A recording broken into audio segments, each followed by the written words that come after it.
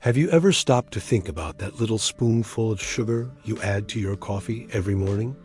It seems so simple, so innocent. But what if I told you that this sweet, white crystal has a dark and complex history? A history of empires, slavery, and revolution. That's right. We're diving deep into the story of sugar, the sweet substance that literally built empires and reshaped our world. Our story begins not in a modern factory, but in the lush fields of New Guinea, around 8000 BC. This is where sugarcane was first domesticated. For thousands of years, people there simply chewed on the stalks for a sweet treat.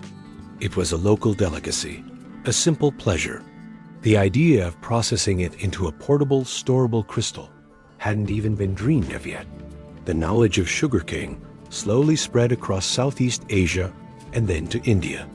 And it's in India, around 350 AD, that a major breakthrough happened. The Indians figured out how to crystallize sugar. This was a game changer. Suddenly, you had a non-perishable, easily transportable form of sweetness. They called it sharkara, which is where our word sugar comes from. To them, it was like honey from reeds, a magical substance. Ancient Indian texts even describe it as a medicine and a luxury item. For centuries, sugar remained a well-kept secret of the East. When Persian invaders came to India, they were stunned. They took the knowledge of sugarcane cultivation and crystallization back with them. From Persia, it spread across the Arab world. The Arabs became master sugar producers. They developed advanced techniques for refining it, turning it into the fine white powder we know today. Through their vast trade networks, sugar finally made its way to Europe. When European knights returned from the Crusades in the 11th and 12th centuries, they brought back tailies and small quantities of this amazing sweet salt. In medieval Europe, sugar was incredibly rare and expensive. It was treated like a spice, on par with pepper or saffron. Only the wealthiest nobles and kings could afford it. It was used sparingly in medicine and as a spectacular display of wealth at banquets. Huge sugar sculptures, called subtleties, were the ultimate status symbol. Imagine a castle or a knight, all crafted from pure sugar, sitting on a feast table. That's how rich people showed off. But the real turning point for sugar came in the 15th century with the Age of Exploration. European powers, especially Portugal and Spain, were looking for new trade routes and new lands to conquer. And they realized something crucial. Sugarcane needed a hot, humid climate to grow. Europe was just too cold.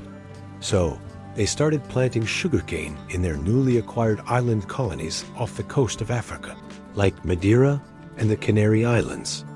This is where the story takes a dark turn. Growing and harvesting sugarcane is incredibly labor-intensive. It's back-breaking work under a scorching sun. The European colonists first tried to force the native islanders to do the work, but they were decimated by disease and exploitation.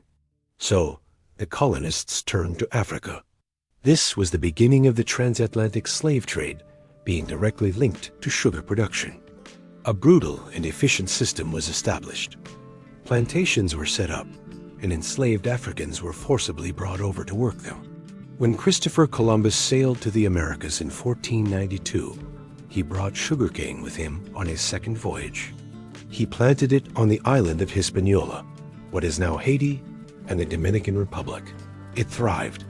The Caribbean and Brazil had the perfect climate for sugarcane. Suddenly, the potential for sugar production exploded. What had been a small-scale operation on a few islands was about to become a massive, continent-spanning industry. This led to the creation of the sugar colonies. Islands like Barbados, Jamaica, and Saint-Domingue, which is now Haiti, were transformed into giant sugar factories. Forests were cleared to make way for endless fields of sugarcane. And the engine of this entire system was the brutal exploitation of enslaved Africans. The demand for sugar in Europe was insatiable, and the profits were astronomical. This created a vicious cycle known as the triangle trade. Ships left Europe with manufactured goods, traded them in Africa for enslaved people, transported those people across the Atlantic in horrific conditions on the Middle Passage and forced them to produce sugar and other raw materials which were then shipped back to Europe. The wealth generated by this system was staggering. It funded the Industrial Revolution in Britain. It built magnificent cities like Liverpool and Bristol. Banks, insurance companies, and shipping magnates all grew rich from the sugar and slave trade. Sugar wasn't just a sweetener anymore. It was the white gold that powered the economies of entire empires.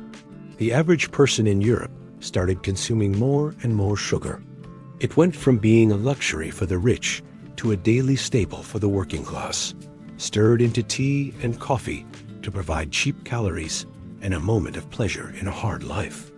But this brutal system could not last forever. On the plantations, life for the enslaved was a living hell.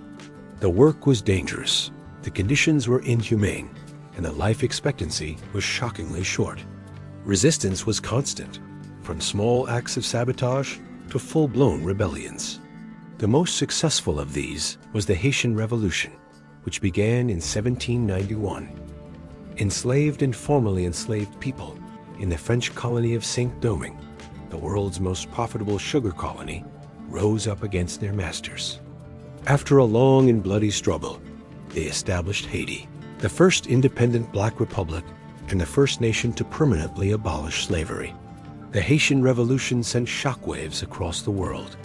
It terrified slave-owning powers, but it also inspired abolitionist movements in Europe and the Americas. People started to connect the sugar in their tea bowls with the suffering of enslaved people on the other side of the world. Slogans like, "Am I not a man and a brother?" became powerful tools in the fight against slavery. Eventually, public pressure and economic changes led to the abolition of the slave trade and then slavery itself throughout the British Empire in the 19th century. But the world's sweet tooth didn't go away. So, where did the sugar come from now? Two things happened. First, other sources of sugar were developed. During the Napoleonic Wars, the British blockaded France, cutting off their supply of Caribbean sugar. In response, Napoleon ordered the mass cultivation of sugar beets, a root vegetable from which sugar could be extracted. This created a whole new sugar industry in Europe. Second, in the colonies, the plantation system continued, but with new forms of labor. Instead of enslaved people, plantation owners brought in indentured laborers, mostly from India and China. These workers were technically free, but they were often tricked into signing harsh contracts and worked in conditions that were barely better than slavery. The sugar empire had changed its face, but the exploitation at its core often remained. So here we are today. We live in a world saturated with sugar. It's in our sodas, our cereals, our sauces. It's everywhere. The journey from a simple chewed reed in New Guinea to the global commodity it is today is a story of innovation, greed, incredible cruelty, and heroic resistance. It's a story that shaped continents, built and destroyed empires, and defined the modern world in ways we are still grappling with. Next time you open a can of soda or sweeten your tea, take a moment to think about that long and complicated history. The story of sugar isn't just about food.